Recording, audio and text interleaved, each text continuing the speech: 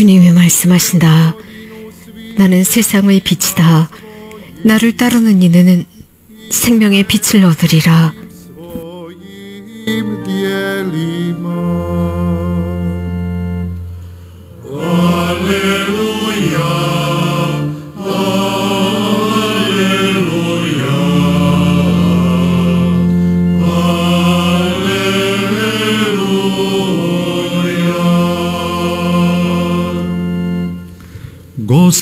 주님께서 여러분과 함께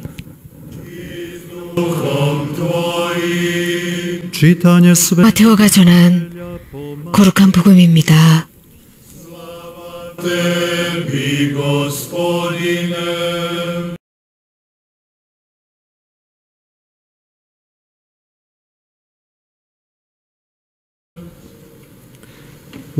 그때 예수님께서 제자들에게 말씀하셨다. 거룩한 것을 개들에게 주지 말고 너희의 진주를 돼지들 앞에 던지지 마라. 그것들이 발로 그것을 짓밟고 돌아서서 너희를 물어뜯을지도 모른다. 남이 너희에게 해주기를 바라는 그대로 너희도 남에게 해주어라. 이것이 율법과 예언서의 정신이다. 너희는 좁은 문으로 들어가라. 멸망으로 이끄는 문은 넓고 길도 널찍하여 그리로 들어가는 자들이 많다. 생명으로 이끄는 문은 얼마나 좁고 또 그 길은 얼마나 비좁은지 그리로 찾아드는 이들이 적다.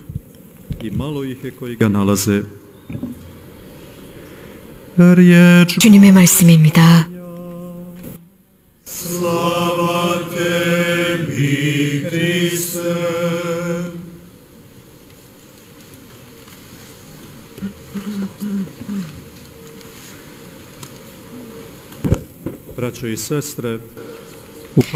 형제자매 여러분, 오늘 복음의 첫 부분에서 예수님께서는 거룩한 것에 관해서 말씀하고 계십니다. 그 거룩한 것을 개에게 주지 말고 진주를 돼지들 앞에 던지지 말라라고 하십니다. 이 거룩한 것들은 특별히 복음 속에서 알아볼 수 있습니다. 예수님께서 선포하신 요소들입니다. 그래서 그 거룩한 것들을 다른 이들에게 전하라 하셨습니다. 우리는 이 메주거리 성모님 발현 40주년을 기념한 9일 기도를 하면서 이 거룩한 것들을 우리가 알아볼 수 있는 것들은 하나님께서 개입하신 모든 영적인 열매들인데 성모님께서 당신의 전구로 얻어주신 것이고 특별히 이 40년 동안 이곳 메주거리에서 연글었습니다. 정말 참 진주들이었습니다. 이곳에서 많은 예수님의 복음적인 메시지들이 요약되었고 그 황금률을 오늘 우리는 이 복음에서 들었습니다.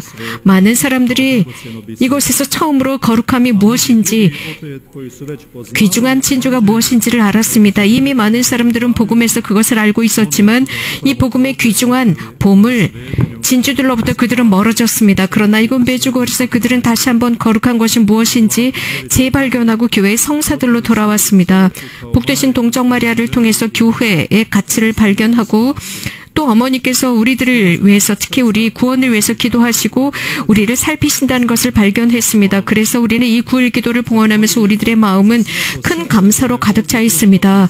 우리는 이곳 메주고리 고회소에서 고해 성사를 받으면서 죄를 버린 모든 사람들에 대해 고마워해야 합니다. 그들은 눈물을 흘리고 참 진주가 무엇인고, 즉 하느님의 용서인 그 참 진주를 발견한 사람들입니다. 또 이곳에서 성체 성사를 통해서 예수님이야말로 참 생명의 빵이라는 것을 발견한 사람들이 있음에 우리는 하느님께 감사드려야 합니다.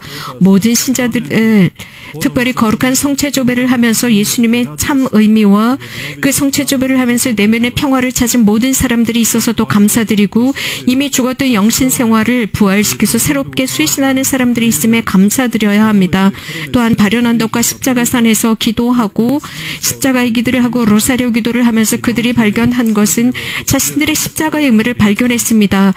그리고 이러한 십자가를 기꺼이 받아들이고 끈기 있게 인내하며 예수님께서 주신 것을 받고 걸어가는 사람들이 있음에 감사드려야 합니다. 또 영적으로 육적으로 이곳에서 치유받은 많은 사람들이 있음에 감사드려야 합니다. 또 많은 사람들이 이곳에서 수도성소와 사제성소를 받았습니다.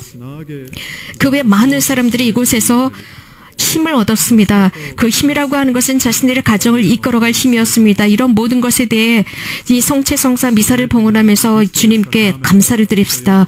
거룩한 것들, 성사, 진주, 예수님께서 우리를 위해서 세워주신 것입니다. 이 성체성사를 통해서 사람들은 이곳에서 영적인 힘을 얻습니다. 좁은 문이라고 하셨는데 오늘 복음의 두 번째 부분에서는 이 좁은 문으로 들어오라고 말씀하셨습니다. 당신의 티 없으신 거룩한 성심이 있습니다. 그 성심 안에 우리들의 안식처가 있습니다. 이 성심이라고 하는 것은 좁은 문입니다. 이 좁은 문으로 들어가기 위해서는 필요한 것이 많은데 이곳 메주거리에서는 들어가기가 쉽습니다. 이 좁은 문으로 들어가는 사람들은 많지가 않습니다. 모든 고해소의 문들은 사실 고해소의 문을 보면 아주 좁은 문들입니다. 그래서 생명의 길로 들어갈 수 있도록 하는 문입니다. 특별히 이 40년 동안 좁은 고해소의 문은 수천만 번에 걸쳐서 열리고 닫혔습니다. 이곳은 한두 개의 고해소가 아니라 굉장히 많은 고해소들이 줄지어 있습니다. 그렇기 때문에 이 좁은 고해소의 문을 열기가 매우 쉬운 것이 바로 이것입니다. 로사리오 기도는 이곳 메주거리에서 매일 저녁 미사 전에 로사리오 기도가 봉헌되고 있습니다. 그 뜻은 좁은 문이라고 할 수 있습니다. 이 좁은 문은 생명으로 들어가는 문입니다. 이곳에서 매일 이러한 좁은 문들이 열리고 있습니다. 메주거리에는 단 한 번도 로사리오 기도 없이 미사를 봉헌한 적이 없습니다. 우리는 로사리오 기도를 통해서 미사를 준비합니다. 이것은 생명을 위한 문뿐만 아니라 이미 이 지상에서 영원한 삶을 맛볼 수 있도록 해줍니다. 성체조배, 지극히 거룩하신 성체를 조배하는 것은 이곳에서 미사가 끝난 뒤에 진행되고 있습니다. 이러한 성체조배야말로 좁은 문이라고 볼 수 있습니다. 영원한 삶으로 들어갈 수 있습니다. 이 성체조배의 좁은 문은 그 어떤 다른 것보다도 훨씬 쉽게 열립니다. 성체조배는 우리가 함께 모여서 하고 있습니다. 이것은 한 달에 한 번이 아니고 일주일에 한 번이 아니라 이곳에서 일주일에 3번 성체조배와 성체 강복이 있습니다. 또한 이곳 메주거리에서는 성체조배 소성당에서 매일 모든 사람들이 성체가 현시되었고 그 앞에서 성체를 조배하고 있습니다. 십자가 조배나 혹은 십자가 경배도, 십자가의 길과 십자가 경배도 마찬가지입니다. 이것도 좁은 문으로서 이곳에서는 쉽게 열립니다. 이러한 모든 신심 행위 들은 사순식에만 하는 것이 아닙니다. 다른 곳에서는 사순식에만 이런 경신 행위가 이루어지고 있지만 이곳은 365일 중에 매주 금요일이면 십자가 경배와 십자가산에서 십자가의 길, 기도가 이어지고 있습니다. 그래서 매일 저녁 금요일 미사가 끝난 뒤에 십자가 조배와 십자가 강복이 있습니다. 이건 메주거리에서는 그렇기 때문에 좁은 문을 찾고 그 좁은 문을 열 수 있는 기회가 더 많고 좀 더 수월합니다. 예수님께서는 우리들에게 그 좁은 문으로 들어오라고 하셨습니다. 항상 우리는 이러한 문들을 통해서 영원한 생명으로 들어갈 수 있습니다. 우리들의 경험을 바탕으로 보면 매일 우리들의 앞에서는 날마다 많은 문들이 열리고 있고 그 문으로 들어오라고 초대하고 있는 상황입니다. 현대의 많은 도구들, 많은 커뮤니케이션 도구들을 봅시다. 그 도구들은 우리들에게 굉장히 무수하게 많은 문을 열도록 제공하고 있습니다. 그러나 우리는 그 모든 문으로 들어갈 수는 없습니다. 프란치스코 교황님께서는 가르침에서 이런 말씀을 하셨습니다. 우리는 현대 정말 많은 문들이 우리들에게 들어오라고 초대하고 있습니다. 그러면서 행복을 주겠다고 약속합니다. 그러나 우리가 깨닫는 것은 이러한 문들이 우리들에게 제공한 행복은 순간이 지나지 않습니다. 미래를 약속해주지 않습니다. 그리고 교황님은 이렇게 말씀하십니다. 하지만 저는 여러분들에게 묻고 싶습니다. 우리가 들어가고 싶어하는 문은 어떤 문일까요? 우리들의 마음의 문을 누가 열어줄 수 있을까요? 여기에서 저는 이런 강조를 하고 싶습니다. 예수 그리스도를 향한 신앙의 문을 여는데 두려워하지 마십시오. 우리들의 삶은 이기심과 우리들의 폐쇄성으로 나와서 그 좁은 문으로 들어갑시다. 다른 사람을 향한 무관심으로부터 나옵시다. 예수님께서는 우리들의 삶을 비추어 주십니다. 빛으로 비추어 주시는데 그 불은 절대로 꺼지지 않습니다. 그 불은 인위적인 불이 아닙니다. 인간적인 불이 아닙니다.